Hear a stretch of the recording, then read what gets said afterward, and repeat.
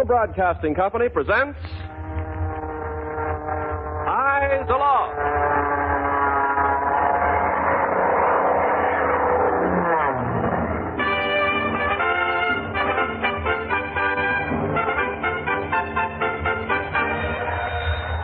Army flash. 1. Single motor. Very low. Scene. 6 Kenneth 3. Overhead. West. Eyes aloft, watching the sky, watching for planes flying the lanes up above. Eyes aloft. Eyes Aloft. The 4th Fighter Command of the United States Army Air Forces, in cooperation with West Coast radio stations, dedicates this official weekly radio program to the 150,000 volunteer civilian filter center workers and ground observers whose round-the-clock vigilance keeps watchful guard of the Pacific coast against attack by enemy planes. Eyes aloft, night and day, will help protect the USA. This is Ken Carpenter speaking. Tonight, the 25th gala performance of Eyes Aloft. You'll hear Filter Center News, edited and presented by the famous newscaster Sam Hayes. This week's winners of the Why Do I Come Here contest, the presentation of the Eyes Aloft Gold Trophy Award, and another great American story. There'll be special music by the Gordon Jenkins Orchestra and the Kingsmen. And we have some very good news about your Eyes Aloft theme song. At this moment, we turn the watch over to your narrator, Jane Whitman.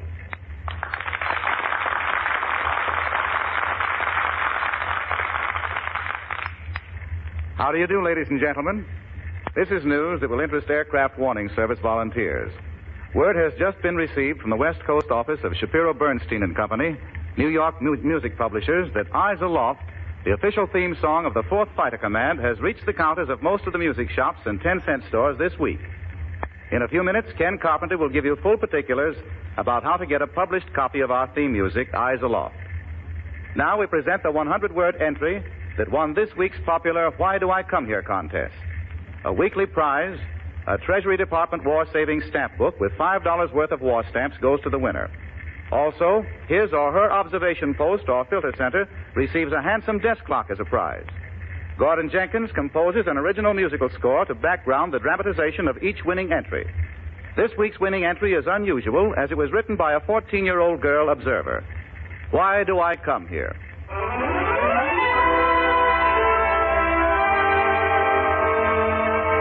Why do I come here?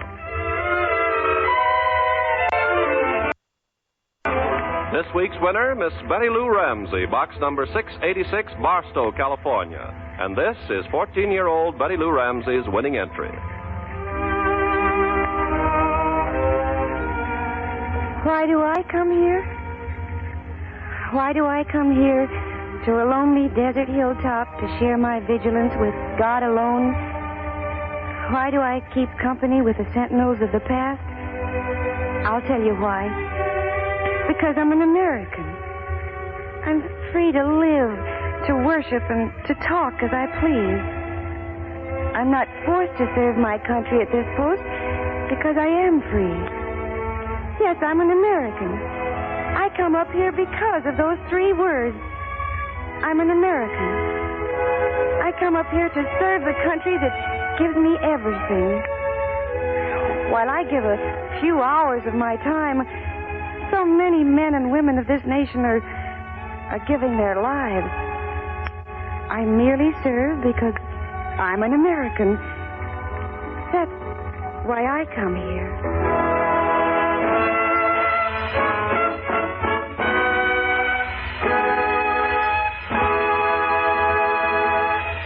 Congratulations, Betty Lou Ramsey of Barstow, California. Your prize of $5 worth of war stamps has been mailed to you. Also, you have won for your Barstow observation post a handsome clock. Because of their excellence, we wish to give honorable mention to the following 3 contributors to the contest. Books with $1 worth of war saving stamps have been forwarded as honorable mention prizes to Maud E. Nelson, Route 2, Box 171, Canby, Oregon, Mrs. Bess L. Seifert, 1307 California Street, Mountain View, California, and Mrs. Harry Klemp, Mukilteo, Washington. The statements are judged on the basis of originality and sincerity. Decision of the judges is final. Duplicate prizes will be awarded in the case of tie. Congratulations, all. Those civilian volunteers of the Aircraft Warning Service who wish to contribute a 100-word entry to next week's Why Do I Come Here contest, please send your entry to Eyes Aloft, Hollywood, California. Merely state in approximately 100 words why you continue to faithfully serve the Aircraft Warning Service. Maybe you will be one of the next week's winners.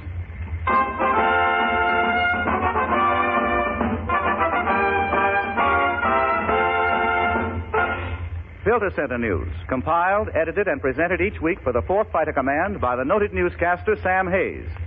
Here's the 4th edition of Filter Center News, presenting Sam Hayes. And good evening, ladies and gentlemen. This is your Eyes Aloft reporter, Sam Hayes, bringing you personal news of Pacific Coast Filter Center volunteers from border to border. Portland, Oregon. Snow, sleet, and rainstorms last week might have paralyzed Portland public transportation, but dressed in ski pants, hip boots, slacks, and whatnot, Portland volunteer Filter Center women arrived regularly and kept all shifts fully manned. One example, Miss Billy Thomas of Shift 6 skied 5.5 miles to work. That's the stuff, Portland. Bellingham, Washington. Stork work. Congratulations to Mrs. Mildred Engdahl of the Bellingham Filter Center. She plotted that great, long-legged, single-motor transport, the Stork, right to her own doorstep and presented her husband with a fine baby boy, Craig Albert. San Diego. Here's a record, we think. Elsie Brick, Team 1B, was absent January 27th due to illness. Her first absence since coming on duty, December 8, 1941. San Diego. Mrs. Carl Engel, a new volunteer, gives this reason for offering her help to the Aircraft Warning Service. Her husband has been in Australia for the past 9 months. Her father is now a prisoner of war at Taiwan. Port Angeles, Washington. Wedding bells. Phyllis Stannard, Shift 10, is proudly wearing a new diamond ring. The lucky fellow is Staff Sergeant Troy Hurry of Olympia, former member of the Port Angeles Filter Center. Nuptials in June. North San Francisco Filter Center. Team 8 devotes all its spare time to making scrapbooks of complete serial stories, short stories, cartoons, and crossword puzzles for boys in hospitals overseas. Good idea, Team 8. Seattle. Only one casualty in the ranks of Seattle Information Center volunteers resulted from the recent storms. Lillian Grieg, Shift 10-0, fell on ice and sustained a brain concussion. Fresno, California. Mrs. Harold C. Lewis entertained the third afternoon team at tea in her home. The entire team enjoyed the afternoon and hoped someone else gets a similar idea. Redding, California. Dorothy McRae has now reached the 1,000-hour milepost. Redding. Men have been pouring in this past week to offer their services, operating the Redding Filter Center's graveyard shift. Other filter centers, please copy. Roseburg, Oregon. Shift A has 3 sets of sisters. Supervisor Miss Yvonne Gadway is the sister of Mrs. Don White. Mrs. Velma Wasson's sister is Miss Dorothy Crocker, and Miss Virginia and Faith Young sisters all serve on the same shift. Sacramento. Mrs. Frances Alstrom, Shift 1, serves 2 shifts each week, attends radio school 5 days a week, and has just signed up for the chemical warfare course given by the Filter Center. Mrs. Alstrom also manages a home and 3 children. Here's a report from Port Angeles, Washington. We aren't sure whether we to believe it or not. Norma Feta of Shift 10 yesterday released this latest military secret from Italy. She claims that the new paratroop planes of Italian design carry 20 men and 1 paratrooper. The other 20 men are there to push the paratrooper out. And thus, we conclude tonight's Filter Center News with this week's nomination to the Honor Roll of Service. This week, we name Mrs. H. Pickrell of Priest Valley, California, who last October, in a single month, served 316 hours. Who among you can beat that record? This is your Eyes Aloft, Filter Center News reporter, Sam Hayes, bidding you one and all a very good evening.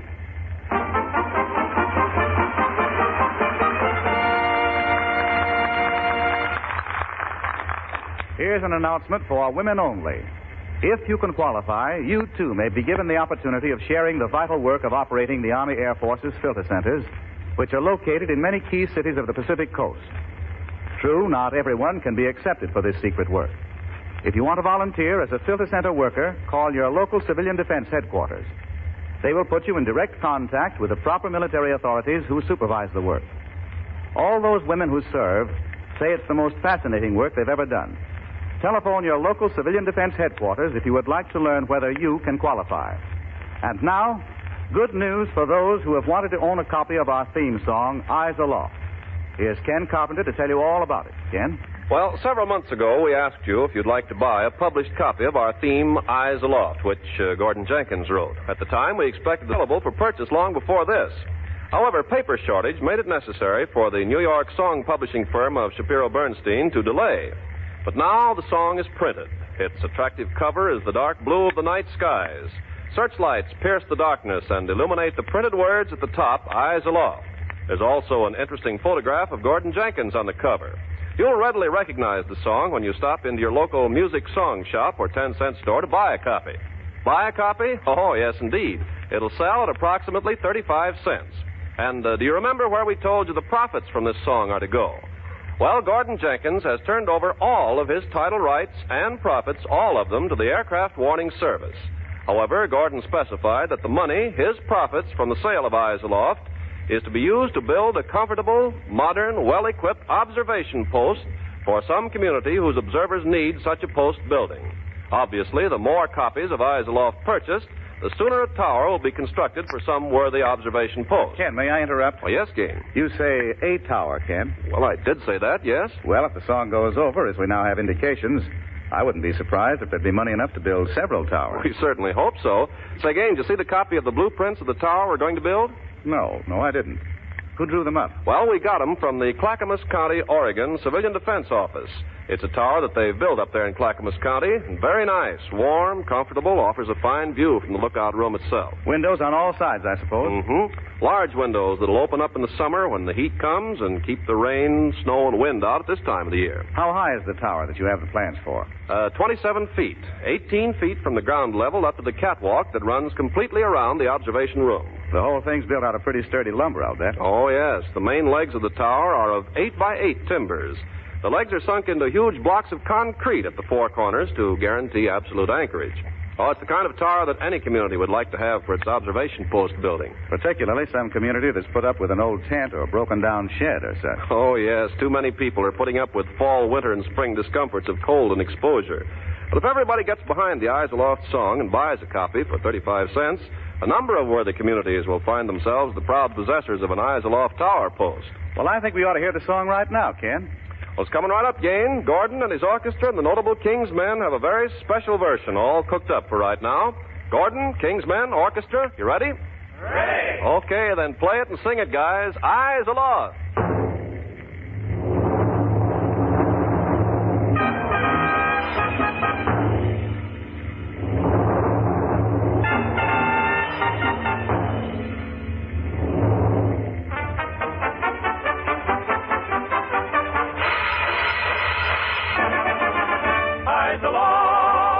Watching the sky, watching for planes flying the lanes up above. Eyes aloft, always on guard, lending a hand, protecting the land we love. One if by land and two if by sea was once a sentinel's cry, but a modern 20th century Paul Revere must watch the sky. Eyes aloft, night and day, will help protect the USA.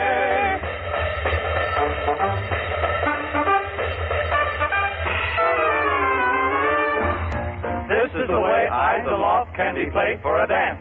We mean swing style. Dig it, Jenkins.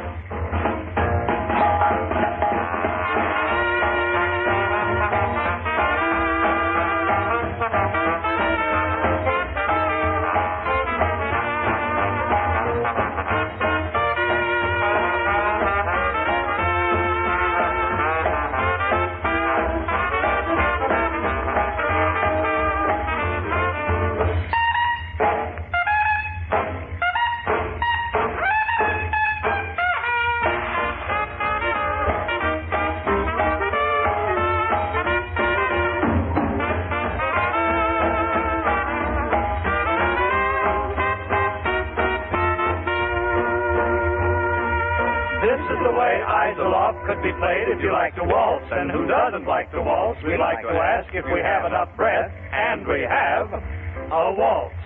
Choose partner.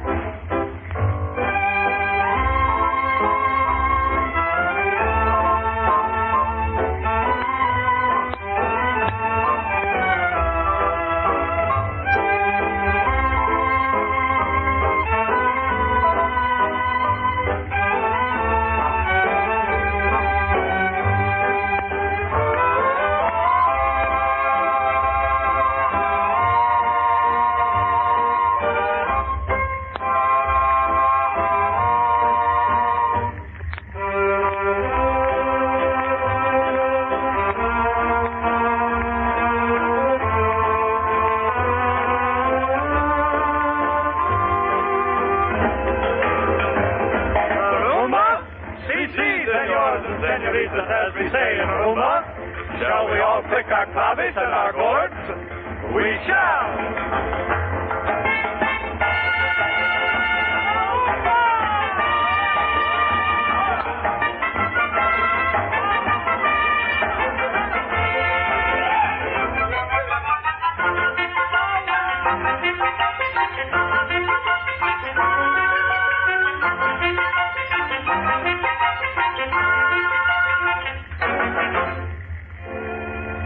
And here is Eyes Aloft, your theme song, the official song of the Aircraft Warning Service, the way everybody likes to sing it.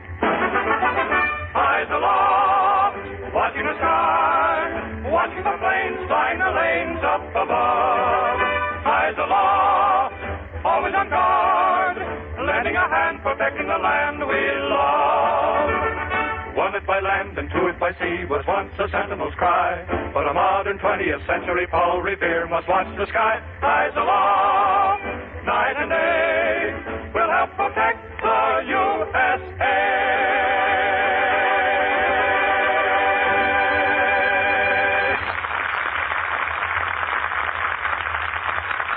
Well, that's it, your own official theme song of the Aircraft Warning Service. You'll want a published copy for your home, for your club, grange, school, or service club. Buy Eyes Aloft and then hear some worthy communities sing when it's presented with the Tower Observation Post. Go to your music dealer, song shop, or dime store now. It's on sale at all music counters for approximately 35 cents. Sing Eyes Aloft.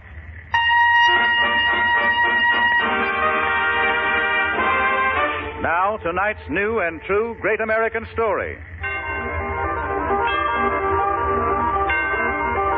In many communities, the local observation post has grown to mean more than just the place from which reports are made to the Army about airplanes. Take the case of Bellingham 25.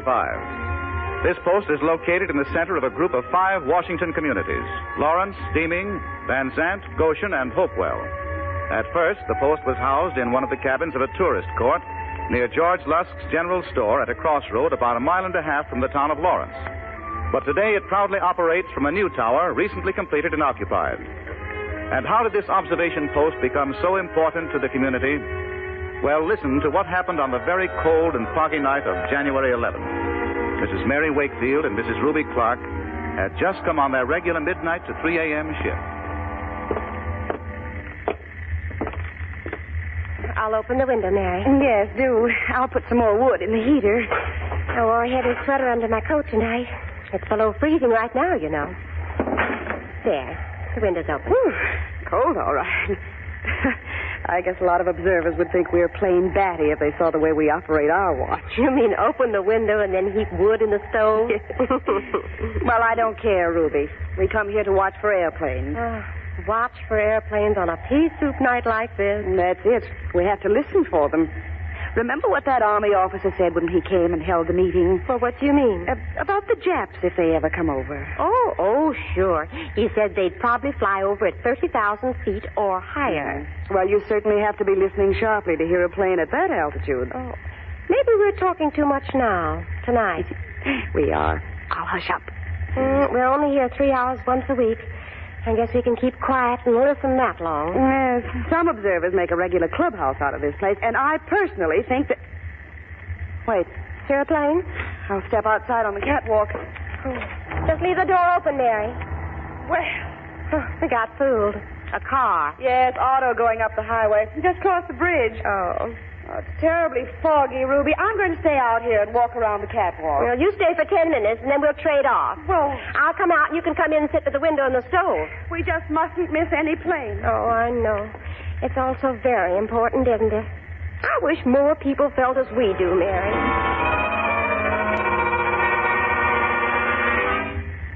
It was the kind of a night when some observers would have huddled closer to the stove and attempted to convince themselves that no planes, enemy or friendly, could possibly be in the air.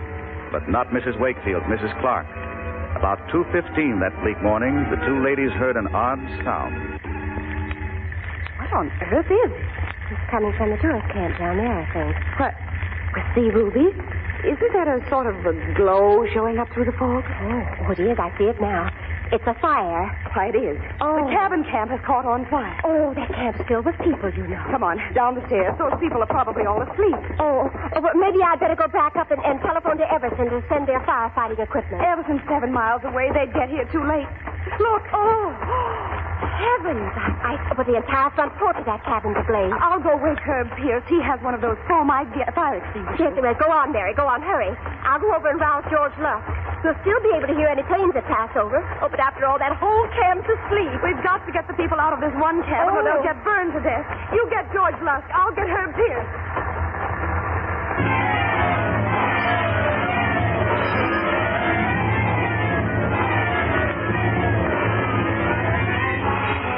But a matter of moments, the two women of the observation post had awakened half the camp. The flames of the burning porch of the one cabin rapidly spread to the roof. Heat and sparks threatened the other close-by cabins. The glow of fire threw an ominous light upon those who feverishly worked with hand fire extinguishers, with buckets. Is there anybody in that cabin? Yes, Mrs. Selma Greenow and her 12-year-old boy. Come on, boys. Pass those buckets of water. Can't they get out the back door? No back door. They got to be taken out the front.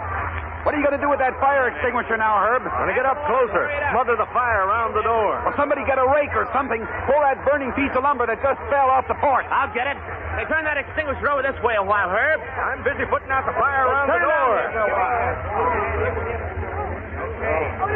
All right, it's out now. I'll yell to Mrs. Greenow to be ready. I'll run in and open the door. Be careful, George. It's all right now. Mrs. Greenow. Don't worry. We'll get you out all right. Gotta get that door open. Oh, the door's stuck. There. Oh, thank God. Thank Come on, God. Mrs. Greenow. Take my arm. We'll run across the porch. Yes. Come on, son. All right, Mother. Keep hold of Mother's hand. Oh, we were trapped in there. Yes, I know. We'll talk later. A blanket of fire at our door. Oh, you saved my life and my I son. said, come on. Come on. Now, watch out you don't slip. The porch is wet now. Come on, Mrs. Greenow. Come on, son. Hey, here they come.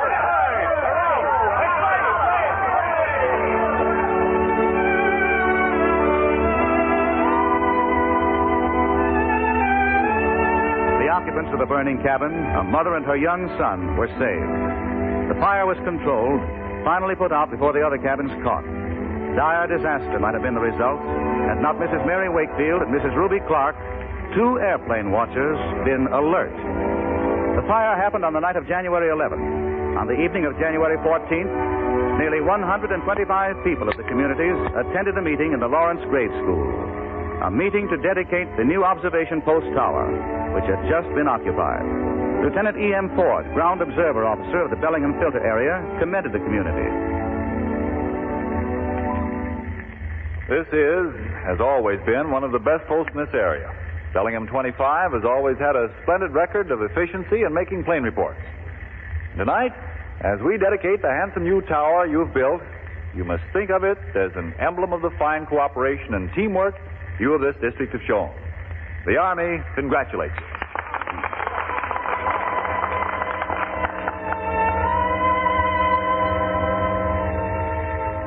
The dedicatory services continued. Chief Observer Laura Williams thanked all who had assisted with the construction of the tower, those who had donated materials and labor. She thanked observers new and old for helping establish the post's good record. Lieutenant W.S. Merrill told of his experiences at Pearl Harbor and then awarded 100-hour armbands to 79 observers and 6 assistant chief observers. The coveted 500-hour pin was awarded to 4 observers. Assistant Chief Observer W.D. Wills gave a history of the post, and then Lieutenant Merrill asked Mrs. Mary Wakefield and Mrs. Ruby Clark to come forward.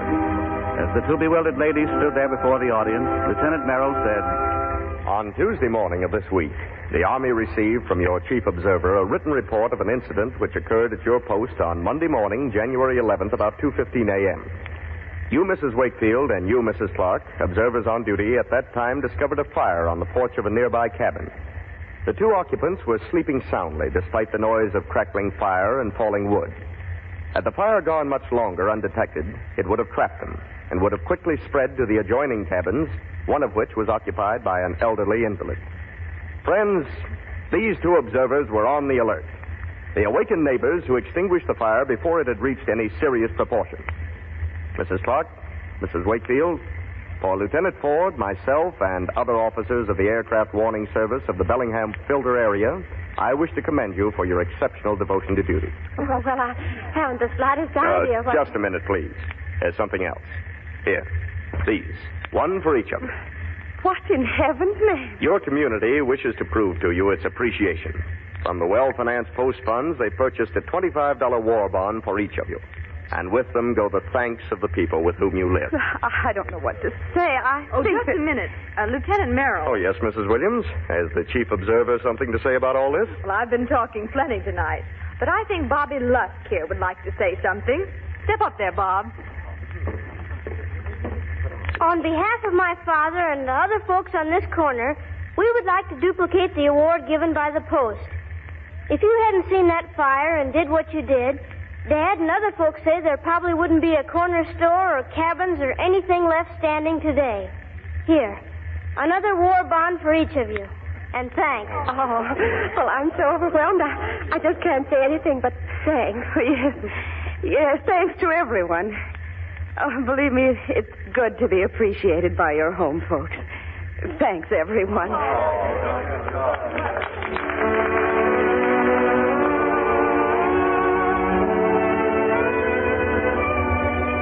Those are the kind of people who live in the rural Washington communities of Lawrence, Deeming, Van Sant, Goshen, and Hopewell. Those are the folks who so successfully and efficiently operate Observation Post Bellingham 25. Perhaps now you understand what we meant when we said in some communities the Observation Post means more than a place from which airplanes are reported. In many communities, the Observation Post has grown to be a symbol of the spirit of the community.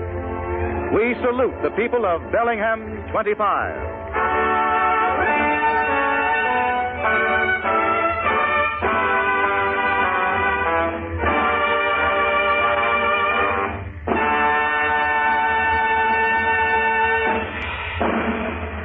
Each week, the National Broadcasting Company presents the handsome Eyes Aloft Gold Trophy Award to some outstanding post or filter center. Here is Major Russell Z. Smith to make this week's presentation. Major Smith. The Aircraft Warning Service is a new part of the United States Army Air Forces. Our Volunteer Ground Observer Corps has been given standards by which to serve. However, it is making its own traditions. The story of Ruby Clark and Mary Wakefield on the alert during the foggy midnight shift of January 11, 1943, has added a glorious and new chapter of the post history of Bellingham 25 and to the records of the 4th Fighter Command. To that post, we proudly present this week's Eyes Aloft Gold Trophy Award.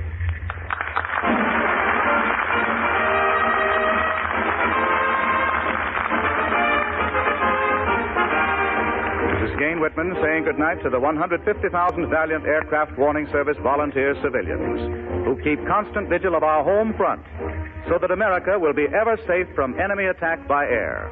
Good night.